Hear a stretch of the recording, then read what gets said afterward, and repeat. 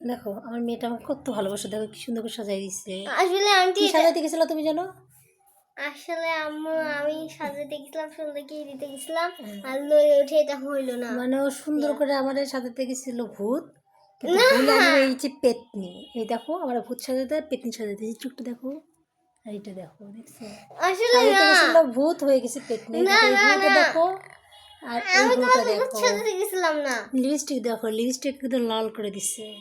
ভূত সাজা পেতনি হয়ে গেছে না? আমাদের আমাদের আমাদের আমাদের মেকআপ ম্যান, আমাদের মেকআপ ম্যান ভূত সাজা আসলে পেতনি শোনো সাজা দিচ্ছে, দেখছো? আসলে শোনো এইখানে দিতে যে তুমি লয়েছিলে এই সন্ধ্যা পড়ে দেবো, নামাজটা পড়ে নাও। তো কথা হচ্ছে আমি এখন ফিল্টার দিয়ে আপাতত করছি, কারণটা হচ্ছে ফিল্টার না দিলে আমার যে কি পেতে সারাই দিছে সেটা আপনারা বুঝতেন। মেকআপগুলো উনি করেছে সারাদিন ঘষে ঘষে ঘষে ঘষে, ঠিক আছে? আর আমি না বাধ্য হয়ে আমি লিপস্টিক এরকম হয়েছি।